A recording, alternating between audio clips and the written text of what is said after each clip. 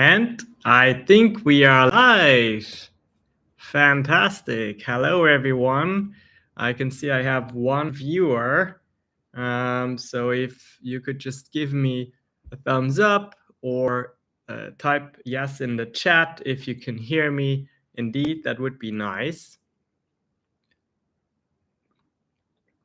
I'm enjoying my good tea here. Enjoying tea in Amsterdam. Life is good. Just let me know if you can hear me. I think you can. I'm double checking here on my device, just making sure that you can hear me. And then we'll get started here in just a moment. We have a great topic lined up today. I'll actually talk to you about, so this is actually working. I can hear myself, just double checking.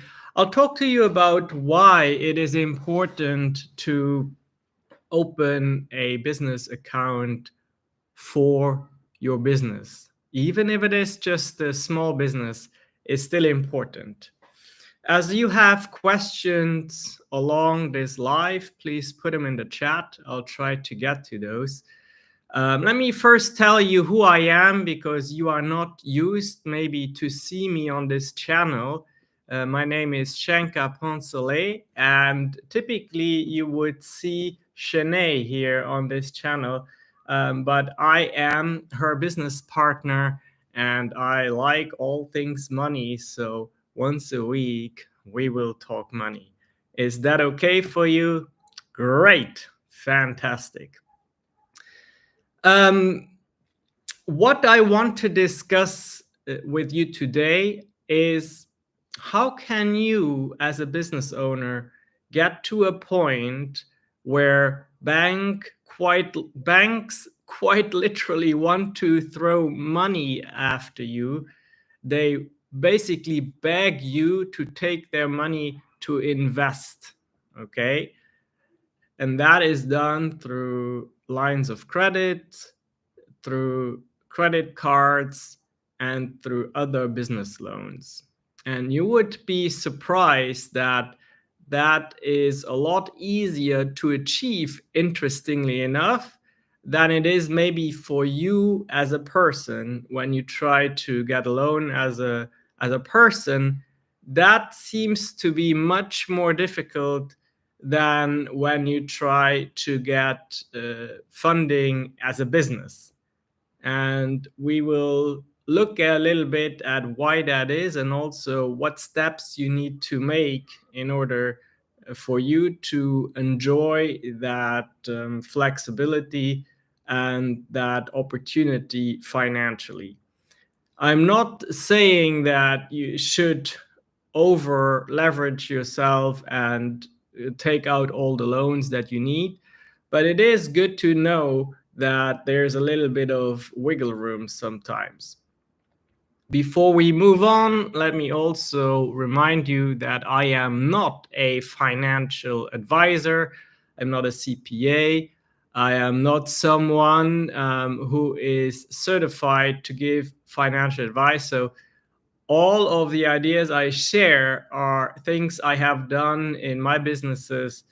And when you find an idea interesting, you should still go and talk that through with your banker and with your bookkeeper and CPA. That is very important.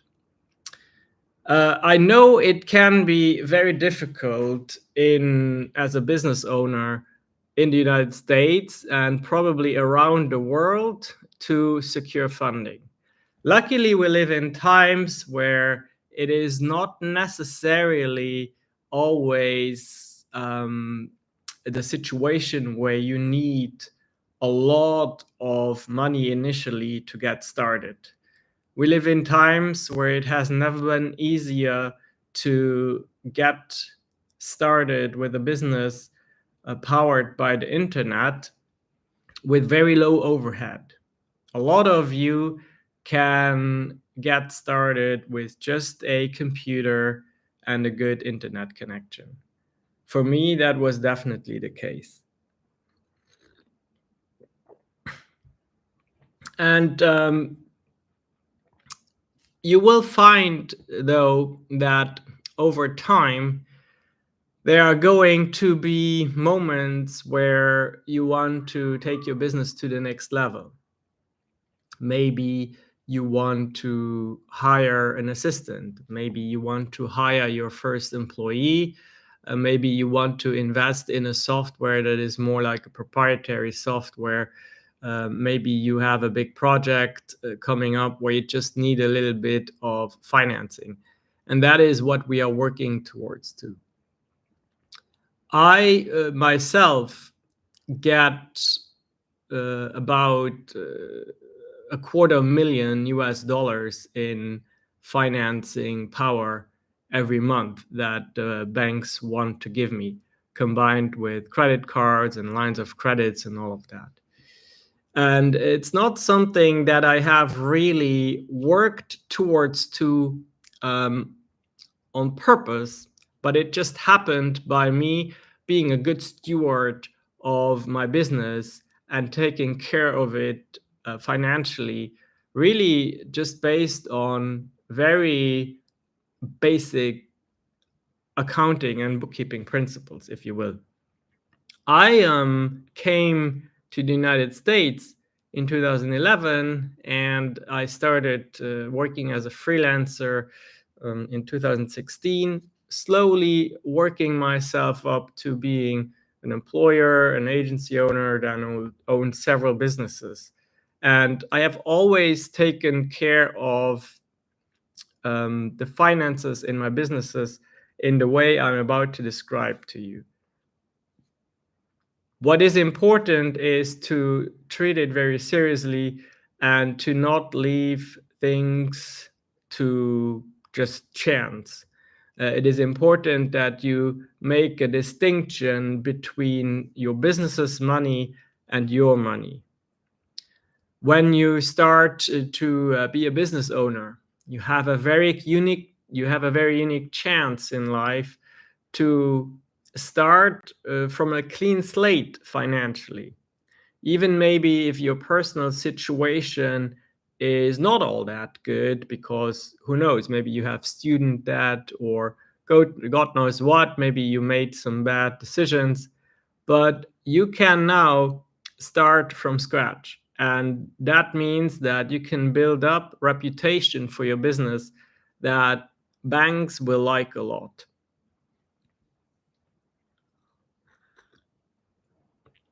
So what do you need to do? First of all, when you start a business, no matter how small you think the business will stay, chances are it will actually grow a lot. But no matter what, it's very important to create a legal entity for your business. In most cases, you always want to, of course, speak to an expert, but in most cases, an LLC is a good choice because when you create an LLC, you create a legal entity. It's almost like a new person that you bring into existence. And that person has a life on its own, and it has a financial history on its own. And that is very important. Having an LLC is very interesting for so many reasons. It gives you a certain level of protection, and it lets you do, especially in your bookkeeping, lets you apply a few strategies where you can expense certain items in your business that you would otherwise maybe not be able to do. What does expensing mean, by the way? It just means that if you pay for something that you need in your business, you can deduct that from your overall profit that you declare at the end of the year to the tax authorities, and then you pay a little bit less tax on that.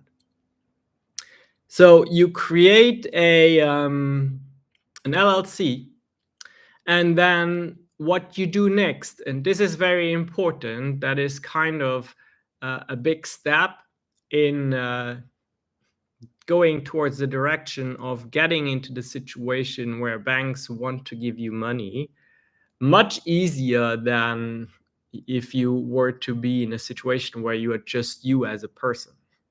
The next step is, under your LLC, you apply for what is called an EIN, which is an employer identification number. And that number is relatively easy to apply for online if you know where to go. You most certainly don't have to pay a provider a high fee to get that number for you. Please don't fall into that trap. Just research the official link. You go and you fill out information, and almost instantaneously, if not instantaneously, then within a week, you have that EIN, that employer identification number. And that EIN number, at least in the United States, we're speaking for the United States. I don't know the situations in the rest of the world. There might be similar concepts. But that EIN number is like a social security number that you have. So it follows the company throughout its entire existence, and banks and other financial institutions, insurance companies, they use that number to measure the health of your company financially. And I told you, you get the huge chance to kind of start from scratch. So that is really, really awesome. So even if right now you have no intentions of actually having employees, even if right now you have no intentions of making yourself an employee within your company, you should get that EIN number. Most likely you will need it anyway for the third step that is very important, and that is you go to a bank and you say, I want a bank account that belongs to the entity, to the company, to the LLC, not you as a person. I need a bank account that belongs to my company, my LLC. That is very, very important, because now you have the ability, as I mentioned earlier, to start a financial history from scratch for a legal entity that you are responsible for. It's like having a child, and you get to have the chance to do everything right financially with that child. Everything that you know now that you didn't know for yourself, maybe you can do right for your company. Now, I'm going to give you the basics of what it means to do something right for your company. It's very easy, but most business owners, I believe, don't even know those basics. Number one, you need to know, what are my monthly expenses? Number two, you need to know, what can I expect as revenue, monthly income? And then number three is, you want to have cash flow positive cash flow. What does that mean? Well, that means that for a while, especially at the beginning, you make sure that you don't spend more than what you have. It's very simple, right? So you make sure that whenever you get some income in your business, you don't take all of it out. Like if you get $100 on a certain day, you don't take all of it out. You may have to pay for something, your expenses, your software, but ideally that goes up to $90, right? So then you have that $10 as a surplus, and that is a positive cash flow. So over time, the banks and the financial institutions to whom they sell your information, yes, I know, in the fine print, the bank actually gets permission sometimes, in most cases, to sell your financial information to other financial institutions. right? So over time, what the bank likes to see is that you stay cash flow positive. They like to see money constantly coming in and also money coming out. They like you to see you spending, but they like you to spend a little less than what you make. That's cash flow positive. Why?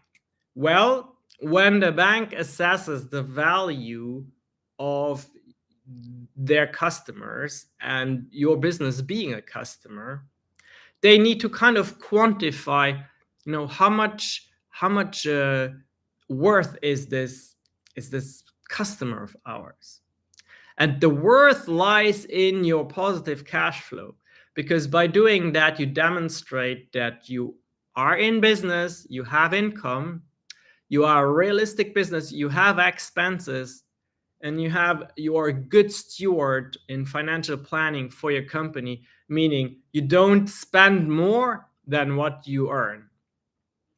So if you do that for a while, let's say a year or two, you can go to your bank and say, hey, I have operated with debit cards so far, but I have shown that I'm a good customer. I know what I'm doing. I'm not overspending. Would you consider giving me, as the business, a credit card? And based on your history, that may only be a 1 or 2 year history of positive cash flow, they will say, yes, of course, we'll give you a credit card. So you will get a credit card that has as the first line your company's name, not your name, your company's name. And then sometimes underneath the second line is your name. So there you have it. Now, instead of paying off your expenses with your debit card or sending checks, you'll start using your credit card. And we still apply the same principle. We don't spend more than what we earn, and we pay back the credit balance in full, on time, every month, but preferably on autopilot, where they can, whatever the balance you have built up, they can take that, and you never really incur debt where you have to pay interest against. Now you do that for a while, and you know what happens next? You, without asking, the bank will send you a letter in the mail, and they will say, hey, company so and so, you've been a good client of ours for a while. We see you have cash flow positive. We see you also keep some reserves. Remember when I told you always keep a little bit, like 10%, to make things easy? You keep 10% in your account. Well, over time, you have built up a reserve, right? So they like to see that too. So they'll tell you, without you even asking, they'll tell you, oh, by the way, we have increased your credit card limit. You are no longer limited to $12,000 per month. You can now go up to $40,000 or $50,000. And that is precisely how I have gotten to a point where every single month I have a theoretical spending power of up to $250,000 without ever asking for it. Isn't that great? Isn't that great? Now, here's the thing. For a lot of time, you will not need that money. That $250,000 is most likely not needed for a very long time, until you have a business opportunity where you have a very valid reason to tap into that money. But I can tell you, it feels amazing to have the potential. It feels amazing to know, if I need to purchase a certain software or equipment for my company, I have the spending power there. And by the time you have such high credit limits, most likely you also have a good reserve where you can always serve that balance on time. All right, that's it. That's it for today. Tell me if you have any questions, any feedback, any comments. You can put that in the chat here, and I'll get back to that later. Again, you might not be used to seeing me on this channel. I am Shenka Ponsley, Sinead Moray's business partner. And I will say this, wrapping up, one thing that is very important in order to get to make all of this a reality, you need, of course, to have clients for your business, right? And that is where, of course, Sinead Moray is the absolute expert, showing you how to do that by building a personal brand for entrepreneurs who are ready to take it to the next level. Building a personal brand for experts. Maybe you have exited with several millions out of another business, and now you're looking at building a coaching consulting business, and you need someone to coach you and guide you through that. Sinead Moray is the person you want to work with. And most people always want to test the waters a little bit, right? Can I get a sample? Can I get an idea of what it would be to work with that person? Well, I can tell you there's plenty of information on this channel. Go and look at all the videos, watch them, binge watch them. A lot of people binge watch them. But also, and I think that is a far more interesting opportunity, tomorrow there's actually a live challenge during which, if you register for that challenge, Sinead Moray will show you in a special masterclass how you can get to 100,000 followers on the very, very important platform LinkedIn. Now, the principles you will learn will apply to pretty much any social profiles, but LinkedIn is really a very powerful one. She will demonstrate that or show you that by using an example of one of our clients that for whom we have done that not too long ago. And I think it's just very, very powerful what you will learn. I highly recommend you invest your time in that masterclass. And if you want to register for it, I need you to go to the URL ugrow.club. Ugrow.club. Let me put that in the chat so you can click the link. ugrow.club. There you go. So you just click that, and then you enter your information, and you'll get all the necessary details to partake. Beautiful. What is the time? Okay, wow, time flew. Listen, it's been amazing doing this here with you. I hope you took a lot away, something helpful. Again, if you have questions, comments, concerns, put them in the chat. Don't forget, disclaimer, I'm not a financial advisor. So everything needs to be spoken through with your banker, your CPA, your bookkeeper. Your situation might be slightly different. But that has worked for me, and I hope it will work for you as well. You will be able to enjoy Sinead Moray's wisdom very soon on this channel, maybe later today. And you will see me again next week. Bye-bye for now.